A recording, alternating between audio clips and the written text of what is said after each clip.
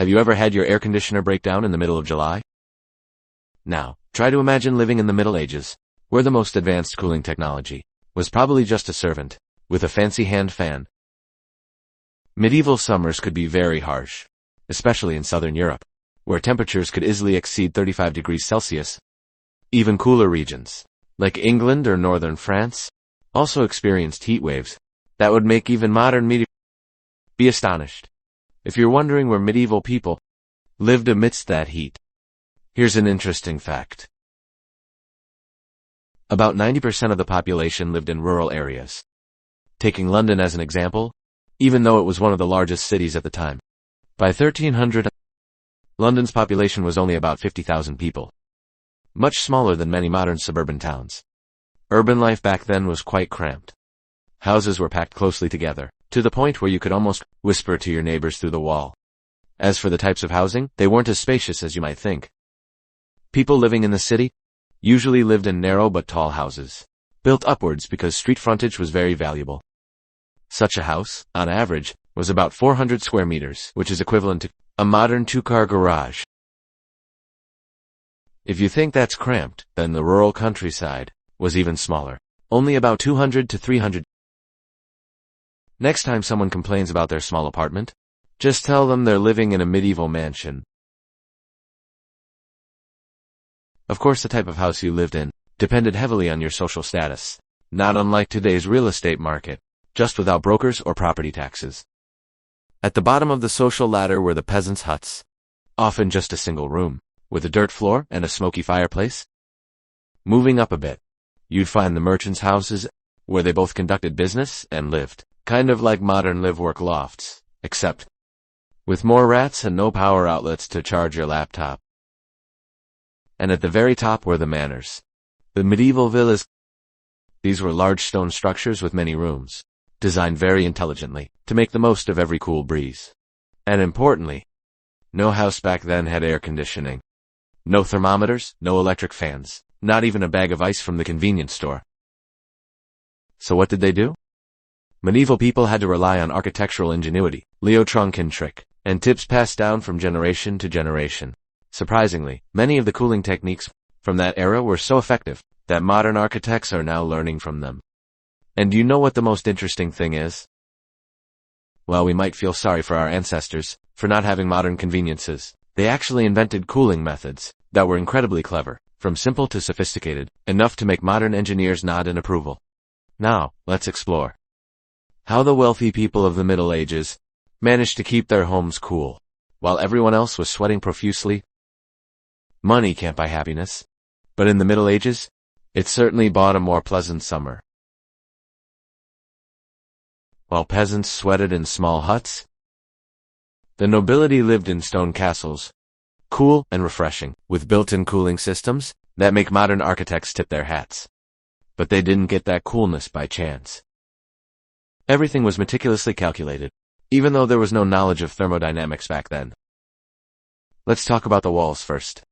They weren't just thick walls, but extremely thick. Some castles and manors had walls up to 4 feet thick, wider than even modern doorways. Walls weren't just for defense, they were also natural thermal batteries. During the day, they absorbed heat and slowly released it at night, keeping the indoor temperature stable throughout July. The amazing thing is, many medieval castles to this day still maintain comfortable temperatures without needing air conditioning. High ceilings are also an unmissable secret. Some were as high as 20 to 30 feet, almost equal to 3 modern stories. High ceilings allowed hot air to rise, keeping the lower air cooler. While peasants were roasted under their low roofs, the nobility, smelling fresh, sat sipping under high ceilings, cool and refreshed in ancient air conditioner that needed no electricity. And windows, these were works of art. Windows were designed high, narrow, and placed opposite each other to create a wind effect across the room, something that today's real estate agents all want to boast about in their brochures. The thick window seats weren't just for reading, but also natural cooling stations. Some even had small drainage channels, inadvertently helped attract cool breezes.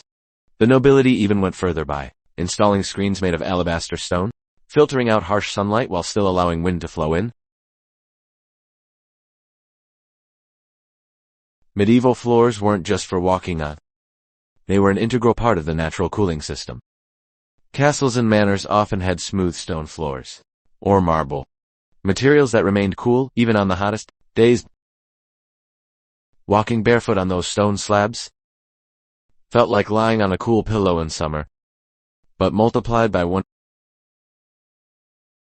Some nobles even had their servants carefully, lightly dampen the floor surface on sweltering days, creating a natural evaporative cooling effect, like a pre-electricity misting system.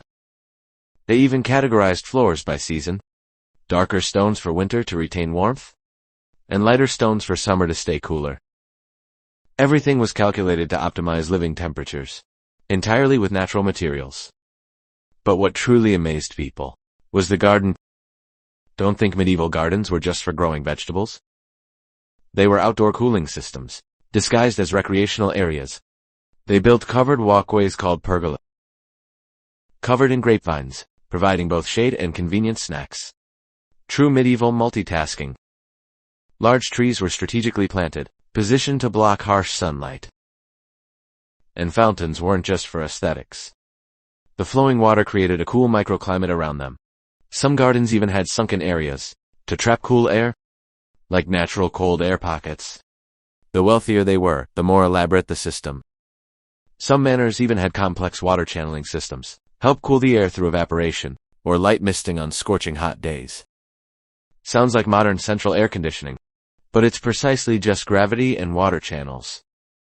Archaeological records show some places once used water-powered fans, meaning the running water would turn the fan blades, helping to circulate the air. I'm sure the servants weren't too keen on keeping the water running all day, and the final key was the underground storage.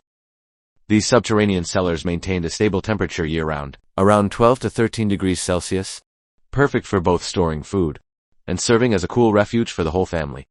Sound familiar? It's essentially the medieval version of going to the basement to escape the heat, just with more wine barrels and no video games. Some cellars were large enough to sustain an entire community. And through hidden ventilation channels, cool air from the cellar could spread throughout the house, an incredibly clever natural ventilation system. All these techniques combined allowed the nobility to live in very comfortable spaces, despite the summer heat. But what about the vast majority, 99% of commoners? No money, no castles. Could they survive the summer? The answer is yes, and quite creatively too. Let's see how medieval peasants and commoners hacked the heat without spending a single gold coin. The peasant's secret weapon, thatched roofs. Sounds simple, but a thatched roof isn't just a straw hat for a house. It's a high-performance insulation system.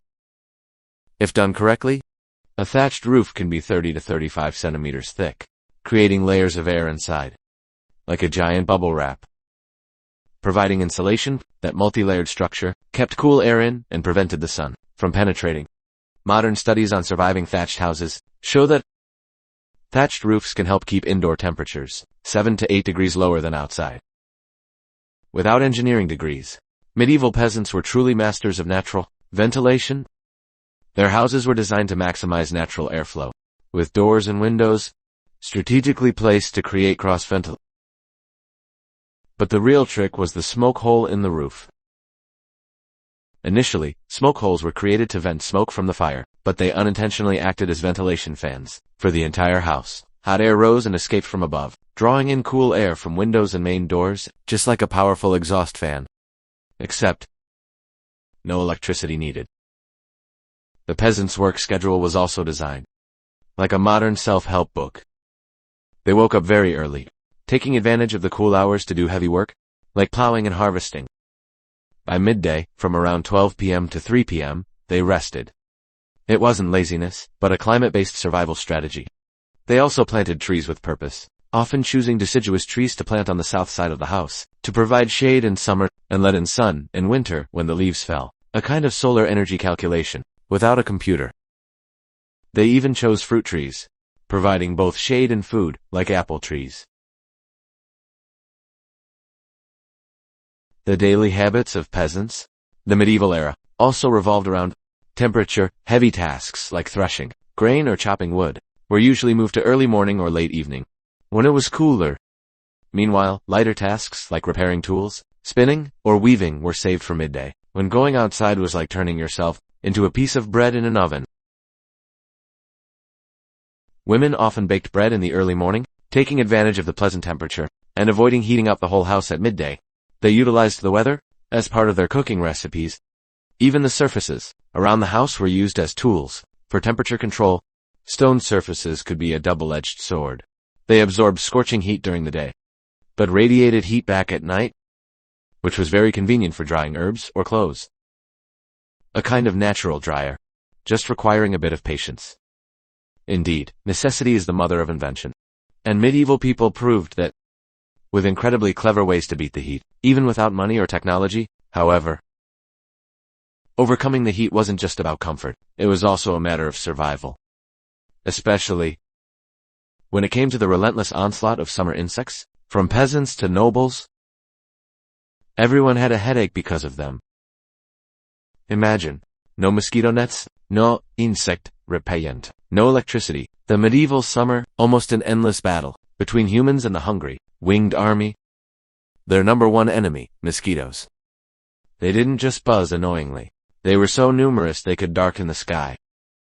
Documents from monasteries of that era describe swarms of mosquitoes as thick as storm clouds, causing many to suffer from chronic insomnia. A 13th century record from an English monastery even sarcastically remarked that mosquitoes sucked blood faster than the king's tax collectors. And without mosquito repellent, people had to get creative in their own ways. The nobility had their own weapon, servants fanning them all night long. And yes, fan bearer was a real profession back then. Everyone wanted to stay cool without lifting a finger. But not everyone was passive. Medieval people discovered that certain plants had natural insect-repelling properties, such as lavender, rosemary, and artemisia. They planted these around doorways and windows, creating a no-fly zone for insects. The clever thing was that these plants could also be used as medicine and spices, making them convenient and saving garden space. Some monasteries even had specialized herb gardens that not only repelled insects, but also cured illnesses and seasoned food. 3-in-1. Another weapon that was utilized, smoke. In the evenings, people would burn certain types of wood or herbs with distinct smells, creating a thin layer of smoke around the house that both helped them relax and drove away mosquitoes and flies. Cedar wood was very popular because it smelled pleasant to humans but was a strong deterrent for insects. Some families even burned herbs right in their kitchens, meaning they were cooking and repelling mosquitoes at the same time. A type of handmade citronella candle. Surprisingly effective. Ancient texts also record some smoke-burning rituals at the beginning of mosquito season, like a smoke festival to start a safe summer. But the ultimate weapon against insects back then was actually animals. Like chickens weren't just for eggs. Each one could clear thousands of ground insects daily. Bats, though ugly, were nighttime bodyguards. Some monasteries even built bat houses in their gardens, because they knew well that each bat could eat thousands of mosquitoes in just one night. People even encouraged swallows to nest near their homes as a highly effective biological air defense system. Inside the house, bundles of dried herbs were hung from crossbeams, like a medieval air freshener. But with the added effect of natural insect repellent. Common types included bay leaves, mint, and tansy. They were fragrant, used for cooking, and repelled mosquitoes. These herb bundles were replaced regularly to maintain their effectiveness, creating a natural, whole-house insect control system. And then there was an incredibly clever trick. Using wood smoke to preserve food and deter insects, they would burn oak or beech wood, which produced smoke that preserved food, while also repelling insects in the storage areas. This technique is still used today in traditional food smoking. Finally, they also planted flowers around their homes, not for beauty, but to kill insects. Species like marigolds, pyrethrum daisies, or pyrethrum were not only vibrant, but also contained natural insect-repelling substances. Many types are also raw materials for producing biological pesticides. Today, some villages even held annual flower planting festivals to ensure the biological barrier around their gardens always worked effectively. Overcoming the summer heat was already a challenge, but surviving summer in medieval attire was truly torture. From the coarse linen dresses of peasants to the fully enclosed metal armor of knights, fashion back then was a temperature nightmare. However, medieval people also had very interesting ways to dress coolly while still maintaining their dignity. The tricky question every medieval summer morning was, how little could one wear without being scolded by the priest? The answer depended on social class, and the styles of the nobility and commoners differed vastly. The nobility preferred wearing many layers because less fabric was considered undignified. But it's not that they didn't feel the heat. They carefully chose their fabrics. High-quality linen was used as an inner layer close to the skin to absorb sweat. La Seng Mao Wai Ban and Joey, Ji Fun Chu an inch. And light-colored silk on the outside to reflect sunlight. It might sound like showing off, but silk actually regulates temperature very well. And linen is number one for absorbing sweat. The only problem was that such an outfit could cost as much as a peasant's entire house. Thum Kai Kogi Chep Show Thi. There are even records showing that a noble's summer outfit was worth more than 15 years of a servant's wages. Fashion truly took its toll. Peasants, on the other hand, were much simpler, but no less effective. They wore coarse linen or light wool, usually undyed natural fabrics. Clothes were usually loosely cut, creating space for air circulation and helping sweat evaporate quickly.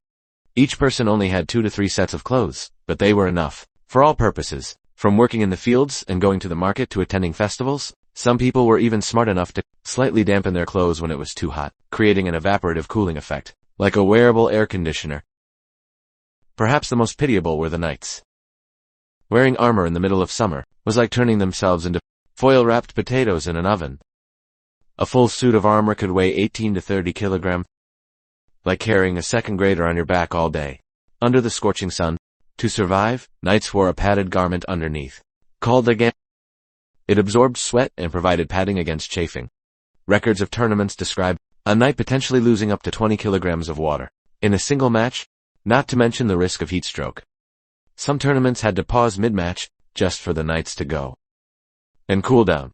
It was literally a water break in the truest sense. Surprisingly, medieval linen fabric was likened to modern sportswear. It was extremely breathable, lightweight, and highly absorbent. The nobility even went as far as to spray fragrant essential oils onto their linen undergarments, the most luxurious version of deodorant in the Middle Ages. Linen was so valuable that it was often listed in the wills of noble families as an asset as valuable as gold and silver. Headwear was also an important part of their heat-beating strategy. Farmers working in the fields always wore wide-brimmed straw hats, simple in appearance but incredibly effective. This type of hat even still used by modern farmers. Noble women wore thin silk veils, while men had various types of hats depending on their social status. A 14th century fashion guide even advised that elegant women should wear light-colored silk scarves in summer, lest the sun make their skin rough and dark like commoners. That statement sounds both practical and extremely sarcastic. Summer footwear also showed class distinctions. Peasants could go barefoot in summer, a free foot cooling solution. As for the nobility, they wore thin leather shoes. Some even had perforated shoes, just like medieval only made of leather and much more expensive. The ultra-rich even had 2 different pairs of shoes, one for morning and one for afternoon, changing according to the ground temperature. Do you find that bothersome? They called it the pinnacle of green living. Perhaps the most pitiable people in summer were the clergy. Just imagine having to wear 3 or 4 layers of thick black robes in 35 degrees Celsius heat, still maintaining a dignified appearance. No sweat, no grimace. It's no wonder why many records describe monks in summer often being sleepy during services, or irritable and grumpy. A French monastery once recorded an internal debate about whether it was permissible to reduce the number of robes in hot weather, and unfortunately, the answer was usually no. All these efforts were simply aimed at achieving a simple goal: avoiding the sun and heat, and not becoming a roasted person outdoors. But if they couldn't wear less, what other ways did medieval people have to protect their skin? That's when we talk about sunscreen. The Middle Ages, and the upcoming story, is both fascinating and a bit horrifying.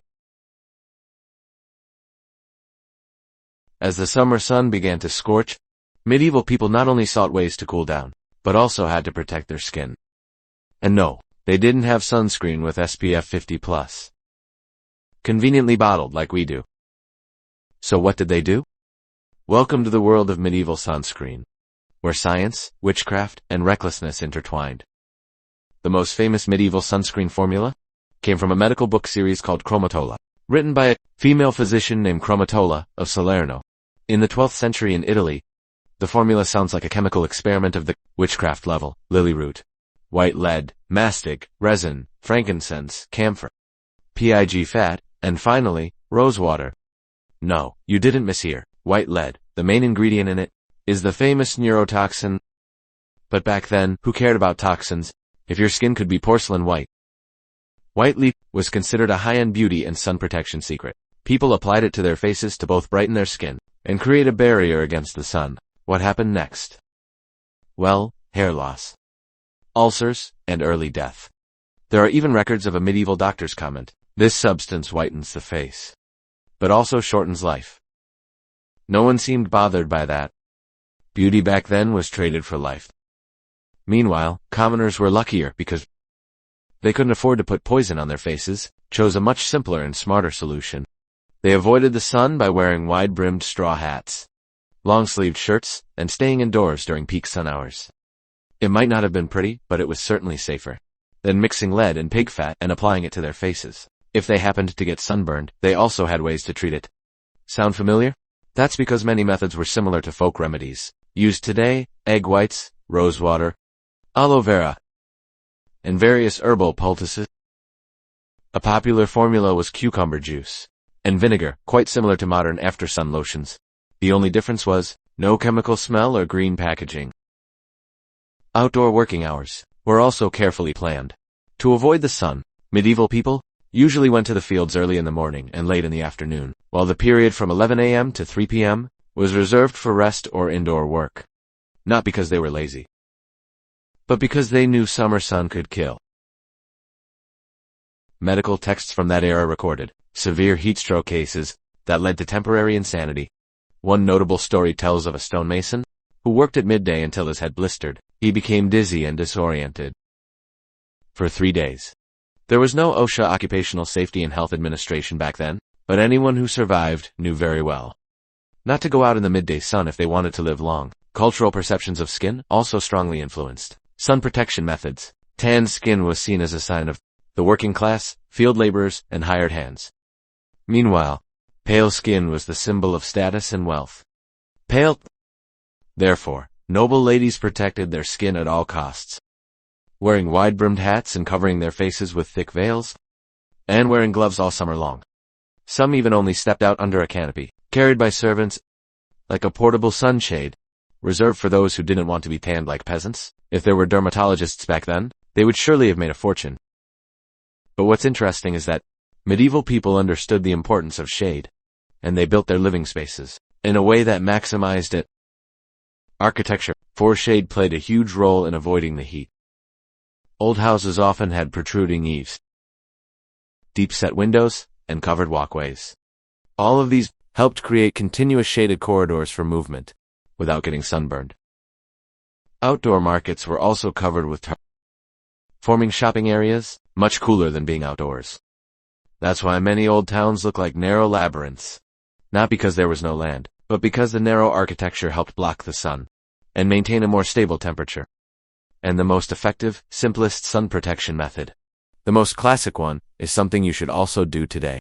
Stay indoors during peak sun hours. Sounds lazy, but for medieval people, it was a survival strategy. The nobility hid in thick stone houses, while peasants sought refuge in the shade of trees, cool thatched huts, or went down into underground wine cellars. A medieval writer once wrote, "Only mad dogs and Englishmen go out in the midday sun." Though that saying might have come from a later period, but that sun-avoiding spirit lived on throughout the medieval era. From unique sunscreen formulas to tree planting techniques, smart house construction, and daily routines, medieval people proved that you don't need air conditioning to stay cool all summer long. And sometimes, it's precisely the lack of resources that pushes people to create sustainable, effective, and unbelievably surprising solutions.